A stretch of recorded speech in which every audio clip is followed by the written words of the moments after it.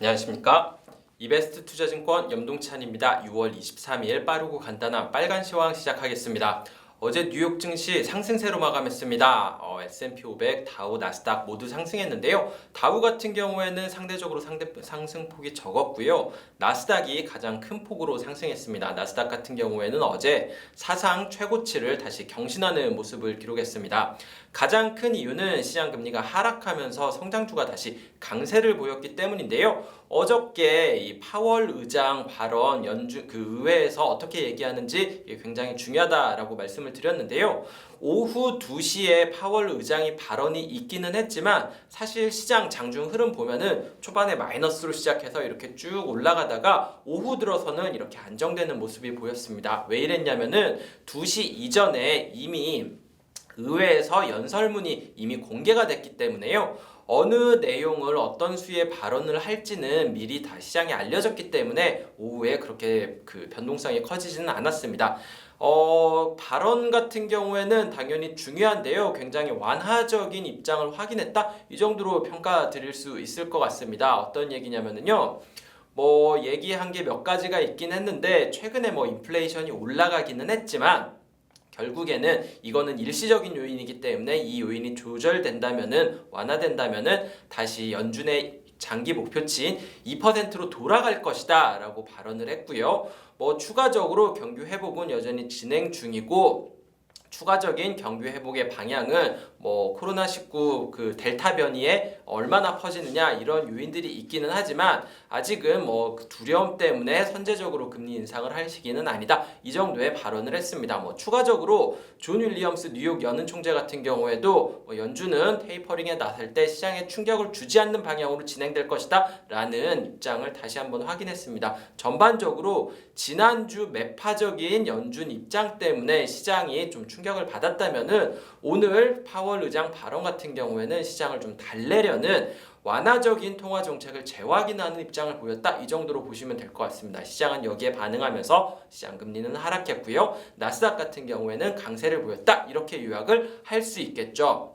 업종별로 보면은요, 가장 많이 올라간 업종은 경기 소비재 업종이었습니다. 경기 소비재 쪽 하면은 의류라든지 유통이라든지 자동차라든지 이런 게 있는데 사실 어제 강세를 보였던 거는 자동차보다는 유통 쪽이었습니다. 어저께 제가 빨간 시황에서 이 아마존이 프라임데이를 하는데 재고 문제 때문에 좀 이 판매량이 그렇게 안 나올 수도 있다 이런 보도를 말씀드렸잖아요. 어제 이제 24시간 최초 24시간 동안의 판매 데이터 결과가 나왔는데 올해 가장 높은 수준의 24시간 판매량을 기록했다라는 보도가 나오면서 아마존 주가는 강세를 보였습니다. 생각보다 이 보복적 소비, 억눌렸던 소비가 나타나고 있는 게 아니냐라는 평가가 나왔다는 거죠. 그러면서 유통업체들 전반적으로 강세를 보였고요. 애쉬같이 온라인 강점 있는 성장주 성격의 유통업체 역시 강세를 보였습니다. 그러면서 경기 소비재 업종이 전반적으로 상승하는 모습을 보였죠.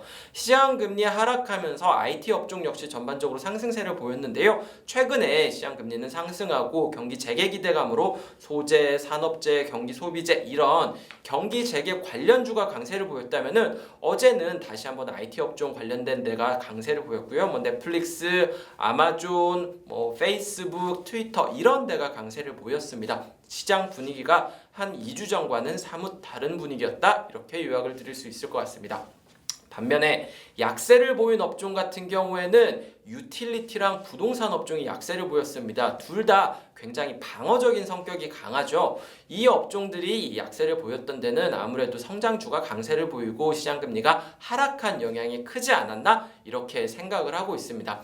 추가적으로 어제 개별 이슈기는 한데 이 엘브랜드라는 회사가 S&P 500 기업 중에서 가장 큰 폭으로 상승을 했는데요. 여기 같은 경우에는 따로 유통업종의 실적 개선 이런 것보다는 이 빅토리아 시크릿이라는 브랜드를 가지고 있는데 이 회사를 분리하는 절차를 시작하겠다.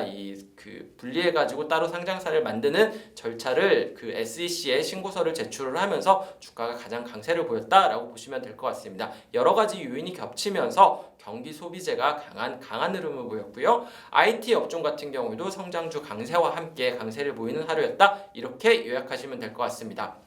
시장 분위기가 나쁘지는 않았는데요. 이런 분위기였으면 한국 시장에도 이런 분위기 이어졌으면 좋겠네요.